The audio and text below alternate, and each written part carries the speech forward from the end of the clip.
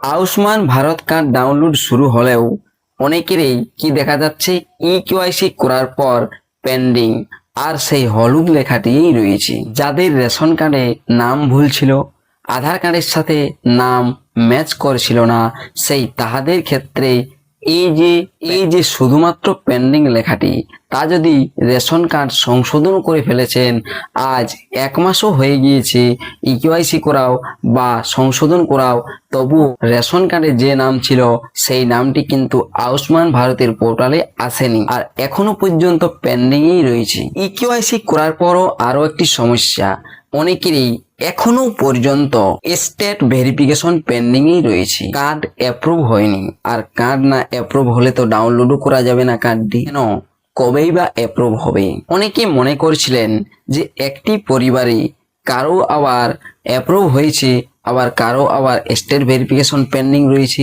এমনটা কি দেখা যাচ্ছে? আমরা যারা মনে করছিলাম যে যাদের আশা দিদিমণিদের কাছে ফর্ম আসেনি তাদেরই হয়তো স্টেট ভেরিফিকেশন পেন্ডিং রয়েছে, যাদের ফর্ম এসেছিল সেই তাদেরও কি এই ঘটনাটা ঘটছে না ঘটেনি?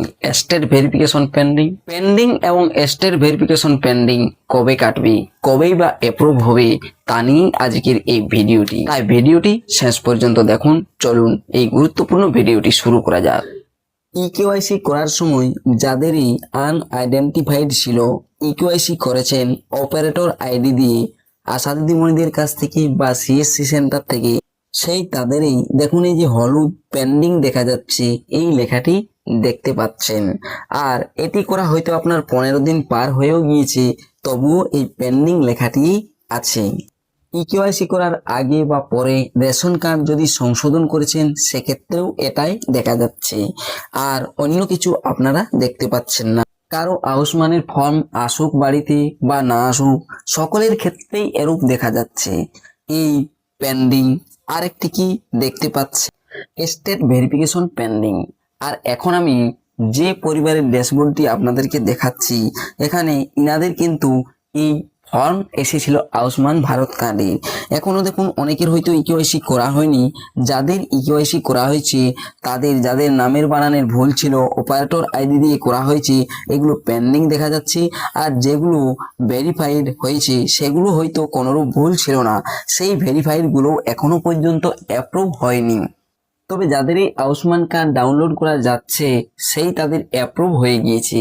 তবে দেখবেন আয়ুষ্মান কার্ড হয়তো ডাউনলোড করে পিভিসি না বানালেও চলবে, কারণ সরকার থেকেও আয়ুষ্মান ভারত কার্ডের পিভিসি কার্ড দেওয়া হতে পারে। SPHH, PHH, AAY ration card যাদেরই রয়েছে, যাদের এই আয়ুষ্মান ভারত পোর্টাল থেকে কেওয়াইসি করা গেছে, সেই তাহাদের আয়ুষ্মান ভারত কার্ড অবশ্যই হবে, তাতে স্টেট ভেরিফিকেশন পেন্ডিং থাক বা পেন্ডিং থাক। অনেকের এই 17ই আগস্ট থেকে কার্ড ডাউনলোড করা যাচ্ছে, অ্যাপ্রুভ আগে থেকেই হয়ে গিয়েছে। তাহলে এই যে পেন্ডিং আর স্টেট ভেরিফিকেশন পেন্ডিং, এগুলো কেন দেরি হচ্ছে তা নিয়ে আমি আপনাদেরকে অবশ্যই এই ভিডিওতে বলবো। তার আগে দেখুন একটি পরিবার, এই পরিবারে কিছু কার্ড অ্যাপ্রুভ হয়েছে, ডাউনলোড কার্ড অপশন এসেছে, আর কিছু জনের দেখুন লেখা রয়েছে কি স্টেট ভেরিফিকেশন পেন্ডিং। আর এই পরিবারটির আয়ুষ্মান ভারতের ফর্মও এসেছিল, আশা দিদিমণিদের কাছ থেকে ফর্ম নিয়ে পূরণ করে আশা দিদিমণিদেরকে আবারও জমা দেওয়া হয়েছে। তবুও দেখুন এখানে অনেকেরই ডাউনলোড অপশন এসে গিয়েছে কার্ড, আর অনেকেরই স্টেট ভেরিফিকেশন পেন্ডিং রয়েছে। এমনটা হচ্ছে। ইকেওয়াইসি যখন করেছেন তাতে ফর্ম বাড়িতে আসুক বা না আসুক, আপনাদের এই PHH, SPHH, AAY ration card যাদেরই রয়েছে সকলেরই আয়ুষ্মান ভারত কার্ড হবে কি।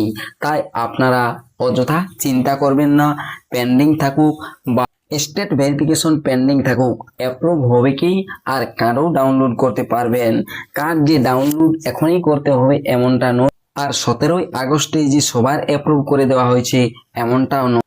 অ্যাপ্রুভ তো আগে থেকেই হচ্ছিল, 17 তারিখের আগেই 17 তারিখ থেকে ডাউনলোড করা যাচ্ছে।